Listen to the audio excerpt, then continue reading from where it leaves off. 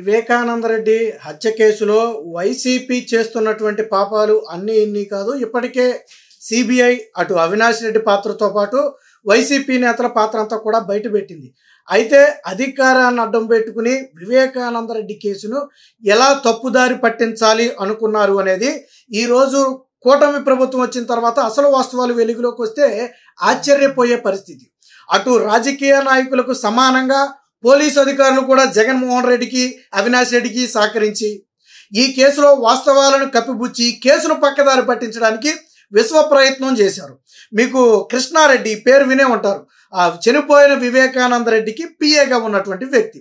So మరి Vivekananda Reddy PA అంటే కీలకమైనటువంటి వ్యక్తి. ఆయన వాంగ్మూలం కూడా కేసులో చాలా కీలకంగా ఉంటుంది. అయితే ఎప్పుడైతే జగన్మోహన్ రెడ్డి అధికారంలోకి వచ్చాడో, ఎప్పుడైతే ఈ కేసుని సిబిఐ విచారిస్తున్నటువంటి ఈ కేసుని రాష్ట్ర పోలీసులు అడ్డుకునే ప్రయత్నం చేశారో అప్పుడు ఒక అద్భుతమైన కట్టుకథ అల్లారు. దీనికి డైరెక్షన్ ఎవరంటే అవినాష్ రెడ్డి, యాక్షన్ ఎవరంటే కృష్ణారెడ్డి. అంటే అవినాష్ రెడ్డి చెప్పినట్టుగా కృష్ణారెడ్డి డ్రామాలు ఆడాడు. ఏంటి? రామ్ సింగ్, ఈ పేరు వినే ఉంటారు. సిబిఐ కేసు తీసుకున్న తర్వాత వివేకానంద రెడ్డి హత్య కేసును పరుగులు పెట్టించి అవినాష్ రెడ్డి పేరుతో సహా అందరి పేర్లు బయటికి తీసిన వ్యక్తి రామ్ సింగ్. ఒకరి ప్రలోభాలకు లొంగే వ్యక్తి కాదు, ఒకరి బెదిరింపులకు భయపడే వ్యక్తి కాదు, కేసుని ఏ కోణంలో కూడా వదిలిపెట్టే వ్యక్తి అసలే కాదు. ఎప్పుడైతే రామ్ సింగ్ వేగంగా ఒక్కొక్కటి బయటకు లాగుతున్నాడో, రామ్ సింగ్ను అడ్డుకోకపోతే మనందరం కటకటాలు పాలవడం ఖాయం. ఫిక్స్ అయినటువంటి అవినాష్ రెడ్డి వర్గం రామ్ సింగ్ను అడ్డుకోవాలి. ఎలా అడ్డుకోవాలి? సిబిఐ అనేది సెంట్రల్ గవర్నమెంట్. సో దాని కేసును మనం అడ్డుకోలేము. కానీ రామ్ సింగ్ అనే అధికారిని అడ్డుకుంటే వేరే వాడిని మనం మేనేజ్ చేయొచ్చు అనుకున్నారో, లేదా అంత స్పీడ్గా వెళ్ళాలే అనుకున్నారో తెలియదు. లేదా రామ్ సింగ్ని చూసిన తర్వాత రామ్ సింగ్ని మనం అడ్డుకుంటే మిగతా వాళ్ళు కూడా భయపడతారు అనుకున్నారో తెలియదు. కానీ ఒక అద్భుతమైన కట్టుకథ అల్లారు. ఆ కట్టుకథలో వివేకా కూతురు సునీత, అల్లుడు రాజశేఖర్ను కూడా యాడ్ చేశారు. ఏంటది?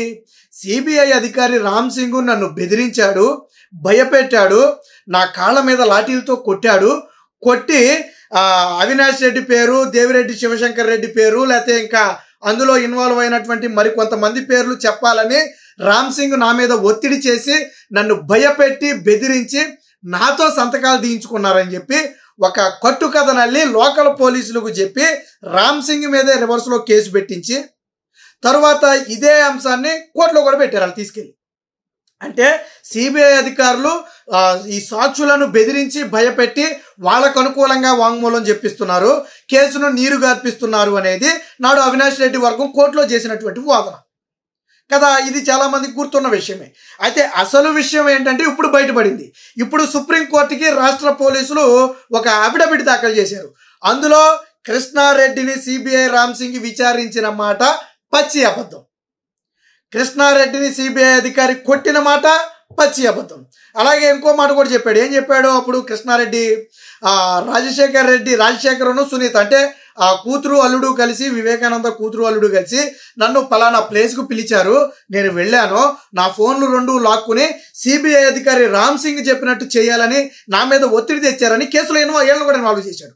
అంటే రామ్ సింగ్, సునీత, రాజశేఖర్ వీళ్ళ ముగ్గురు కలిసి కృష్ణారెడ్డిని వేధించినట్టుగాను, అవినాష్ రెడ్డికి వ్యతిరేకంగా సాక్ష్యం చెప్పించినట్టుగాను ఆ రోజు కృష్ణారెడ్డి వెళ్ళిన కథ. ఇక్కడ విచిత్రం ఏంటంటే వీళ్ళు కథ బాగానే వెళ్ళారు కానీ భవిష్యత్తు ఊహించాల. రేపొద్దున ఒకవేళ ప్రభుత్వాలు మారితే నిజంగా విచారణ జరిగితే ఇందులో లోపాలు బయటపడతాయని గ్రహించరా. ఫర్ ఎగ్జాంపుల్ చూడండి, గూగుల్ టేక్అవుట్ ద్వారా ఎలా దొరికిపోయాడు అవినాష్ రెడ్డి? హత్య జరిగిన రోజు నిందితులంతా ఎవరింట్లో ఉన్నారు? అవినాష్ రెడ్డి ఇంట్లో ఉన్నారు. ఎందుకున్నారు? అవినాష్ రెడ్డి చెప్పాలా. ఎలా దొరికారు? గూగుల్ టేక్అవుట్ ద్వారా దొరికారు.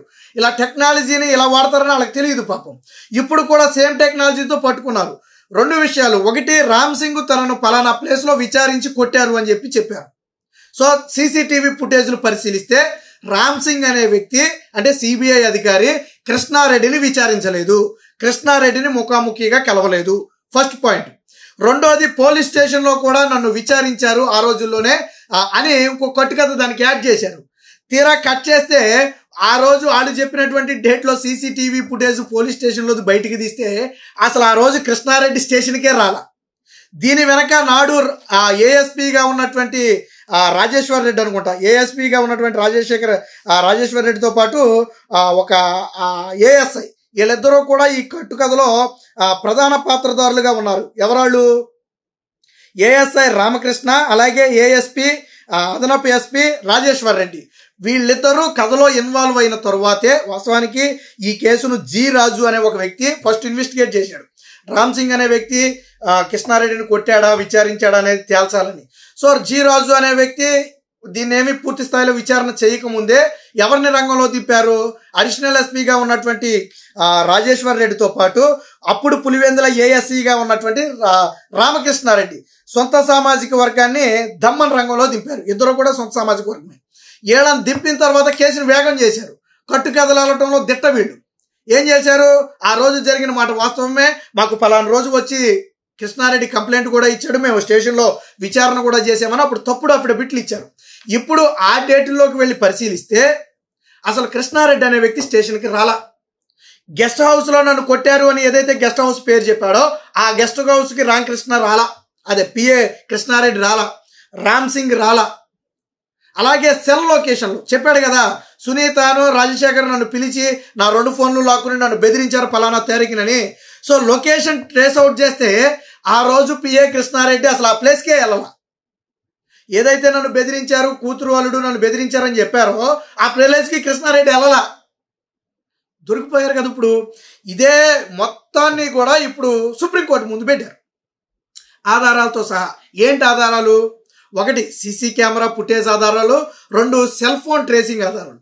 ఆ డేటుల్లో ఎక్కడైతే మేము ఉన్నామని వాళ్ళు చెప్పారో ఆ డేట్లో వాళ్ళు అక్కడ ఉన్నారా వేరే ప్లేస్లో ఉన్నారా అనేది సెల్ ఫోన్ లొకేషన్ బయటికి తీస్తే వాళ్ళు అక్కడ లేరు. లేకపోవడం కదా, దరిదాపుల్లో లేరు, ఆ దరిదాపుల్లోనే లేరు. పోనీ సెల్ లొకేషన్ కాసేపు పక్కన పెడదాం, సీసీటీవీ ఫుటేజ్ ఉండాలి కదా. ఫలానా తేదీన స్టేషన్లో విచారించాము అని చెప్పారు, ఫలానా రోజు వచ్చి కంప్లైంట్ ఇచ్చాడని చెప్పారు. అవేవి సీసీటీవీ ఫుటేజ్లో ఆ రోజు మొత్తం చూసినా లేవే. మరి కృష్ణారెడ్డి రాకుండా కంప్లైంట్ ఎవరు ఇచ్చారు? అలాగే సిబిఐ అధికారి వేధించాడు కొట్టాడు అని చెప్పారు. ఆ రోజు సీసీటీవీ ఫుటేజ్లు తీస్తే అసలు ఇద్దరు అక్కడ లేరు. అంటే వీళ్ళు కట్టుకథలో ఒక ప్లేస్ని ఎంచుకుని అక్కడ కట్టుకథలు లేరు. దానికి సాక్షులుగా అక్కడ పనిచేస్తున్న వాళ్ళు పక్క వాళ్ళు వీళ్ళు చూశారని చెప్పి వాళ్ళని సాక్షులుగా ఇన్వాల్వ్ చేశారు. సరే, వాళ్ళేమో డబ్బు కాసిపడి ఎన్నాం మేము ఏదో సౌండ్లు వచ్చినాయి లోనకి వెళ్ళడం చూసామని ఏదో సాక్ష్యాలు చెప్పుంటారు. కానీ వాళ్ళ సాక్ష్యం కంటే సీసీటీవీ ఫుటేజ్ సాక్ష్యం గొప్పది కదా. కానీ ఆ రోజు అక్కడ లేరు. అంటే వివేకానంద రెడ్డి కేసులో అవినాష్ రెడ్డిని తప్పించడం కోసం, తప్పుకోవడం కోసం, అవినాష్ రెడ్డి అనుచరులను తప్పించడం కోసం ఆ రోజు ఎంటైర్ పోలీస్ డిపార్ట్మెంట్తో సహా అందరూ కూడా కట్టుకథలు అల్లి పాపం కేసును విచారిస్తున్న సిబిఐ అధికారి రామ్ సింగ్ మీద కేసులు పెట్టి వేధించారు. Supreme court, high court ఆశ్చర్యపోయాయి. ఒక సిబిఐ అధికారి మీద రాష్ట్ర పోలీసులు కేసు పెట్టడం విచిత్రంగా ఉందో, కేసుకి వెళ్ళిన పోలీసుల మీద మరొక పోలీసులు కేసు పెట్టడం విచిత్రంగా ఉందని ఆశ్చర్యపోయారు. సో ఈ దెబ్బతో అవినాష్ రెడ్డి బండారం బయటపడింది. వివేకానంద రెడ్డి హత్య కేసులో సూత్రధారి, పాత్రధారి అవినాష్ రెడ్డే.